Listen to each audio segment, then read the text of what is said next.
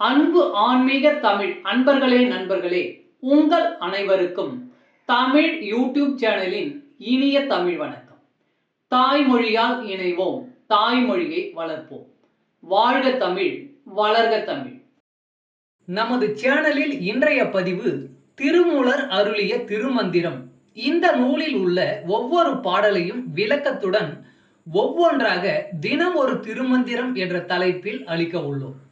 இதனை ஆன்மீக அன்பர்களாகிய நீங்கள் கேட்டு சிவனருள் பெற்று பலன் பெற வேண்டியும், மேலும் இப்பதிவு உங்களுக்கு பிடித்திருந்தால் இப்பதிவிற்கு லைக் மற்றும் ஷேர் செய்தும், அது மட்டுமல்லாமல் இதுவரை இந்த சேனலுக்கு நீங்கள் சப்ஸ்கிரைப் செய்யவில்லை என்றால் இந்த சேனலுக்கு சப்ஸ்கிரைப் செய்து ஆதரவு அளிக்கவும் அன்புடன் கேட்டுக்கொண்டு இப்பதிவினை தொடர்கிறேன். வாருங்கள், தினம் ஒரு திருமந்திரம் அறிவோம். திருமந்திரம் என்னும் நூல் திருமூலரால் தமிழில் அருளப்பட்ட சிவ ஆகமம் ஆகும். சைவ திருமுறைகளின் வரிசையில் திருமந்திரம் 10வது திருமுறையாக வருகிறது. 9 தந்திரங்களாக வகுக்கப்பட்ட இந்நூல் 3000 பாடல்களை கொண்டது. திருமந்திரம் பக்தி பிரபாவத்தில் ஆரம்பித்தாலும் அடுத்து உபதேசம், தத்துவம், யோகம், தியானம், சக்கரம், ஞானம் என்று பல விஷயங்களை பற்றி பேசுகிறது. திருமூலர் யோக பயிற்சி தரும் விதம் சுவாரஸ்யமான நடை.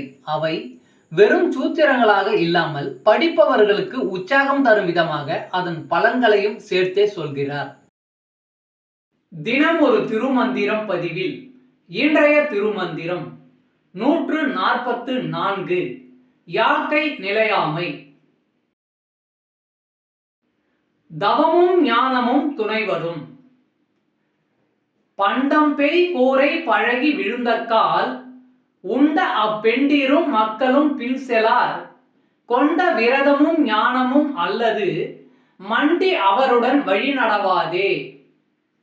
பண்டம் பெய்கூரை பழகி விழுந்தக்கால் உண்ட அப்பெண்டிரும் மக்களும் பின் செலார். கொண்ட விரதமும் ஞானமும் அல்லது மண்டி அவருடன் வழி நடவாதே. ஒரு குடும்ப தலைவன் தன் வீட்டுக்கு தேவையான பொருட்களை வாங்கி தந்து தன் மனைவி மற்றும் பிள்ளைகளுடன் அன்போடு இருக்கிறான்.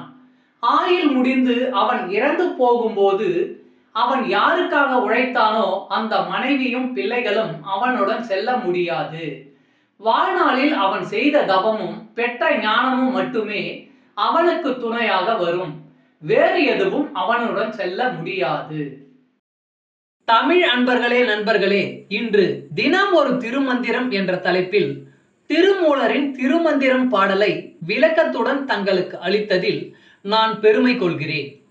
மேலும் இப்பதிவு உங்களுக்கு பிடித்திருக்கும் என்று நான் மிகவும் நம்புகிறேன். இப்பதிவு ஏதாவது ஒரு வகையில் உங்களுக்கு பயன்பட்டால் அதில் எனக்கு மிக்க மகிழ்ச்சி. வாழ்க வளமுடன். இறை அருள் பெறுவோம், இன்பமாய் வாழ்வோம். சர்வம் சிவமயம். அன்பு ஆன்மீக தமிழ் அன்பர்களே நண்பர்களே, இவ்வீடியோ பதிவினை கேட்டு இன்புற்று ஆதரவு அளித்த அனைத்து தமிழ் உள்ளங்களுக்கும் எங்கள் உள்ளம் கனிந்த நன்றி. மேலும் இப்பதிவு உங்களுக்கு பிடித்திருந்தால் லைக் மற்றும் ஷேர் செய்தும், இதுவரை இந்த சேனலுக்கு நீங்கள் சப்ஸ்கிரைப் செய்யவில்லை என்றால் சப்ஸ்கிரைப் செய்து பெல் பட்டனையும் அழுத்தி ஆதரவு அளிக்கவும் அன்புடன் கேட்டுக்கொள்கிறோம். மிக்க நன்றி. அடுத்த பதிவில் உங்களை விரைவில் சந்திக்கும் வரை உங்களிடமிருந்து விடை பெறுவது தமிழ் யூடியூப் சேனல்.